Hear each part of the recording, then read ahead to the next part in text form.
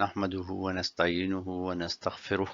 وصلی اللہ تعالی علی خیر خلقہ محمد وآلہ وصحبہ اجمعین وسلم وبارک فاعوذ باللہ من الشیطان الرجیم بسم اللہ الرحمن الرحیم اما بعد حدثنا محمد بن سلام قال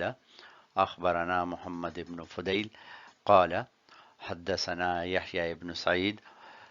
عن ابی سلمہ عن ابی ہریرہ رضی اللہ عنہ قال قال رسول اللہ صلی اللہ علیہ وسلم من صام رمضان ایمانا واحتسابا غفر له ما تقدم من ذنبه صدق رسول اللہ صلی اللہ علیہ وآلہ وسلم رواہ البخاری۔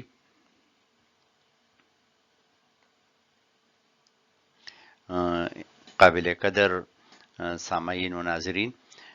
یہ حدیث شریف 38 نمبر ہے بخاری شریف میں، جبکہ گزشتہ حدیث شریف جس کا مطالعہ ہم لوگوں نے کیا ہے اس کا نمبر 37 تھا،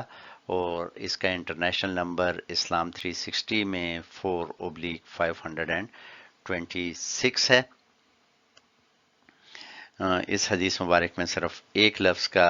فرق ہے، پچھلی حدیث میں من قامہ تھا اور یہاں پر ہے من صامہ، یعنی من قامہ سے مراد یہ ہے کہ جس نے رات کی نماز پڑھی اس کا ذکر تھا، اور یہاں من صامہ جس نے دن کا روزہ رکھا جو کہ فرض روزہ ہے، جبکہ وہاں پر جب من قامہ والی جو ہے وہ نفلی عبادت کی بات ہے اور سنت عبادت کی بات ہے۔ رواں ترجمہ ہے حدیث مبارک کا کہ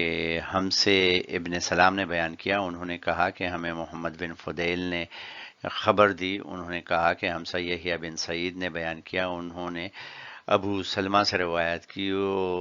وہ ابو ہریرہ رضی اللہ تعالی عنہ سے نقل کرتے ہیں کہ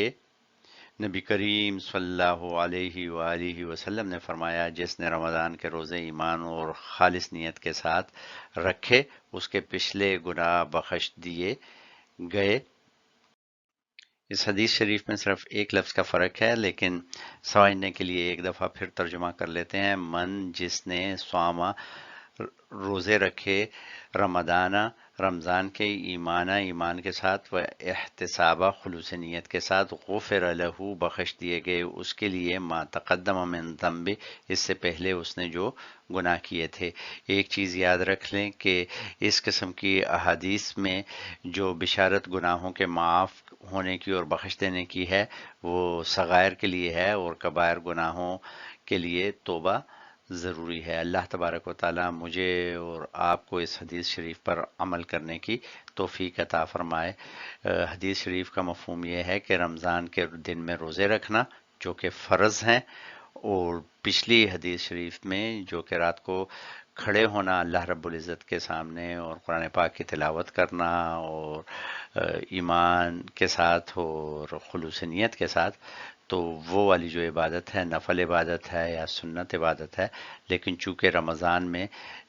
نفلوں کا ثواب جو ہے وہ فرائض کے برابر ہو جاتا ہے، تو یہ ایک بہت ہی بڑی فرصت ہے، اللہ تبارک و تعالیٰ سے بڑا انعام ملا ہوا ہے کہ جس میں ہم اپنی مغفرت کے لیے عبادتیں کر سکتے ہیں۔ اللہ تبارک و تعالیٰ مجھے اور آپ کو عمل کرنے کی توفیق عطا فرمائے۔ وصلی اللہ تعالی علی خیر خلقہ محمد وآلہ وصحبہ اجمعین برحمتک یا ارحم